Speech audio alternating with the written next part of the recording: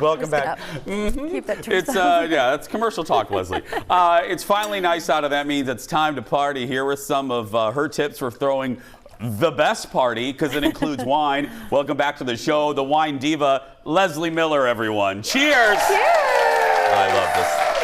Cheers! Cheers! See, you're one of my favorite guests for so many reasons. First, I get done with the intro, and you hand me a glass of wine within Always. a second. I love it, yeah. Good for that. Okay, so this is what we're going to do. We're going to go through four different types of parties. Yes. And you have 3 wine suggestions for each party. That's Is that right. what I'm hearing? Absolutely. Okay, what's party number 1? Well, party number 1 is we're outside, right? Yeah. We are having picnics outside. We're having barbecues.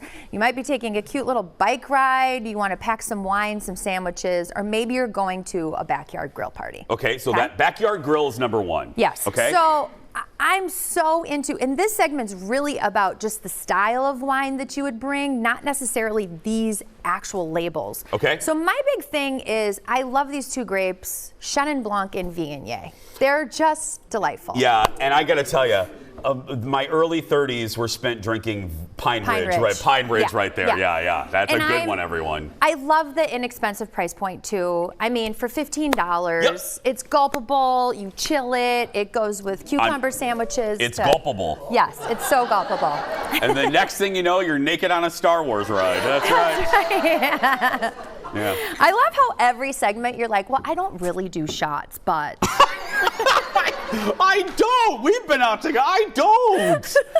I mean, sometimes. Okay. Anyway, but this is. So next, you need a chillable red. So light-bodied red grapes, they're delicious when you chill them just a little titch. I want you to try this. This is the grape Zveygelt. Now another grape would work in here would be Pinot Noir or Gamay. Just so good with a little chill on it.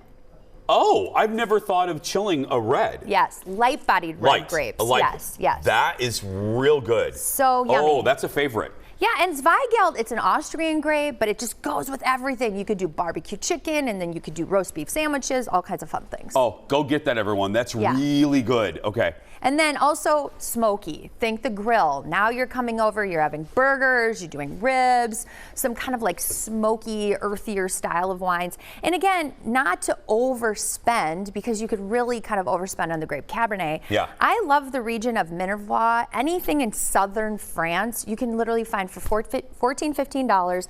Grenache and Syrah, take it to the bank. And that's this one right here. If we take that shot, that's this one right here. If you're looking, if you want to write down the labels, thank you for readjusting the shot. Thank you for getting John Coutu zooming in. There you go, John. I'll make it even better. There we go. Yes. Okay, next. Okay, next. You're going to have yourself a wine and cheese party. And I would say this is the most tagged category that I get all the time. Les, I'm having a wine and cheese party. What 3 wines am I supposed to have that will go with every single style of cheese, right? Okay. Because you're going to do a cow, a sheep, and a goat's milk, hopefully, when you do a wine and cheese party. Is that that's the animal, that's what we should be doing? That's what you should be doing. Look at you, Wine Diva. Wine Diva just gave some cheese suggestions too. I love that. Yeah. So wait,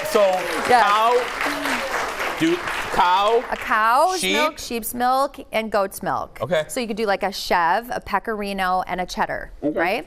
Now, I'm telling you, there's one grape that goes with every cheese board, and that is Riesling. And we've had this conversation before, but dry Riesling goes with goat cheese, into cheddar, into blue cheese. Because you know what? What am I going to say? I'm going to say Riesling is usually too sweet for me. A lot of people think it folks. is, right? But this again, isn't bad. It's so delicious. It's bright. It just really will cut through so many different styles of cheese. So Riesling for the cheeses. Yes. Okay. And then Pinot Noir and cheddar, they're BFFs. They got married. They had some weird cheddar cheese babies. They're like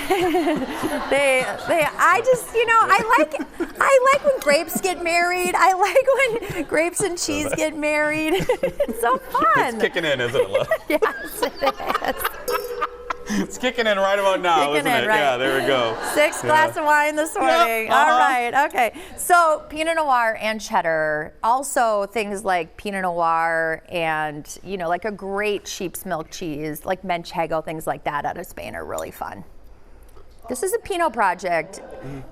Okay, so you're not in love with this Pinot.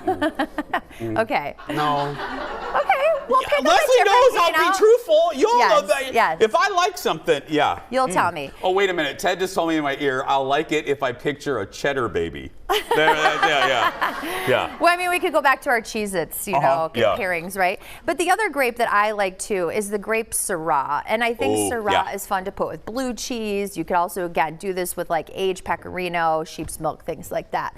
So these are, Riesling, Pinot, and Syrah, 3 wines that you should have for a cheese party. And again, it's not if you're like, don't concentrate so much on the brand. It's just more about the grape that goes with these parties. Absolutely. Yeah. Yep. And good price points. Oh man, I mean, I'm such a huge fan of never spending over $16, $17. Even Leslie doesn't do that. Yes. She taught me that. All of these. Again, Pine Ridge. Oh yeah. Hello, early 30s. $12.99 all the way. Right there. That was my good friend. That was a good friend. Yeah, and you can find Pine Ridge everywhere on a wine glass, list. And I used to work for Pine Ridge years ago, and so I know. You did? I did. Yeah, well-built wine. Look at you.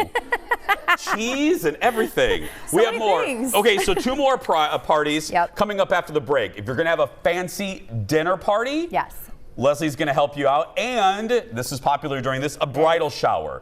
Are you planning? Are you in charge of a bridal shower? Yes. Maybe front row is. We'll get her up here. We'll be right back. Back in a moment, everyone.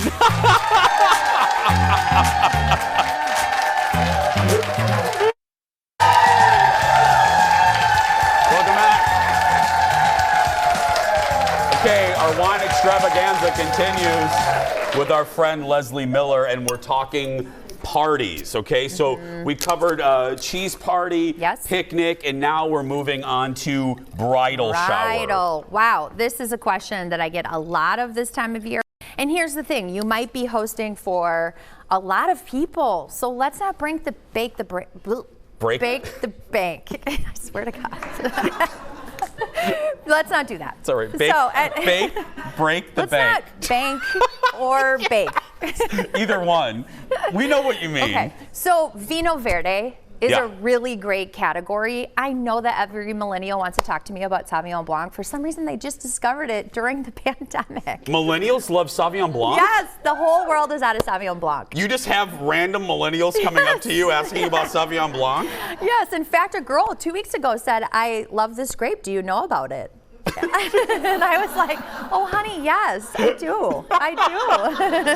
Have you heard of this great new app called Uber? Yeah. Yes, yeah.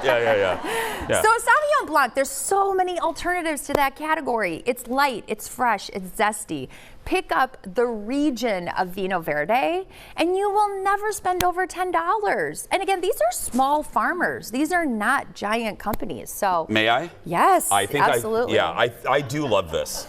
I see some bubbles in there too. Yeah, so it's bottled very, very young, and so you get kind of that effervescence kind of gleaming through. I'm a fan. Yeah. Now this also, if you flipped a lime popsicle upside down in this, yes, I'm telling you, this is the perfect picnic. I know. Okay. Why? No, continue. I want to hear. If you flip a lime popsicle in this? Yes, and it makes a great summer dessert. Really? Yes, it does. Have you done that segment on our show? I don't think you have. I think I did it from home. Oh, that's right. And we blocked all those shows out. Yeah, but yeah, that's really good. Yeah.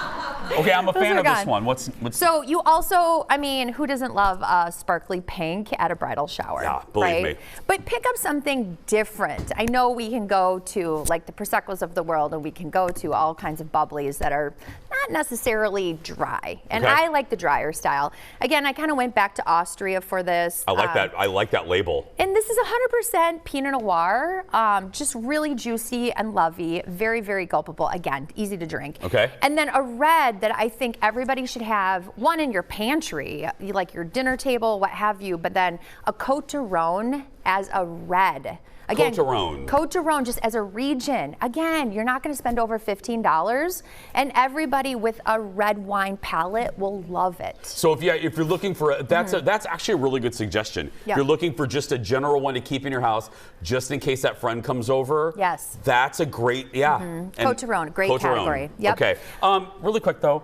bottle top? What is that? Yeah, so the little crown cap, really meant for some of these fresher styles that should be consumed within a couple of years. Got it, okay. Yep. Finally, fancy dinner. Okay, fancy dinner party. Okay. Fancy. Okay, you need to kind of step outside the box a little bit. Okay. Again, you don't have to spend a lot of money, but there are so many interesting pinks right now that are unusual. This is another crown cap and small producer. This is 100% Montepulciano from the eastern side of Italy, and it's so unique. And do you like it? Oh yeah. Doesn't it kind of remind you also of cherry chapstick?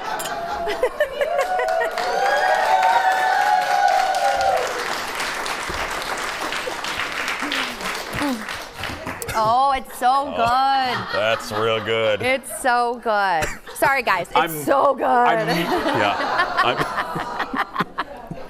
I'm moments from going on a Star Wars ride. Oh, That's man. right. Just don't can we keep our shirts on? We will, yeah. All right. No, all joking aside, that is really unique and really good. Yeah, and you can walk into any small bottle shop and say, hey, I'm looking for a dry, sparkling pink. Again, put a price point on your budget. Say, I don't want to spend over $18, and you're going to find unique producers like How this. much is that one again that I'm loving? Like $18. Oh! Yeah. I love it, isn't it? So, plus, it's cute. Siesta Key and I are going to go party after this. Okay. That's right. I got the wine. We're doing it. Well, I'm coming, Siesta Key. Don't worry. I got the wine for us. Leslie's going to give us some cheddar, babies. We're set. We're all we set. have a couple more. Last two. Yeah.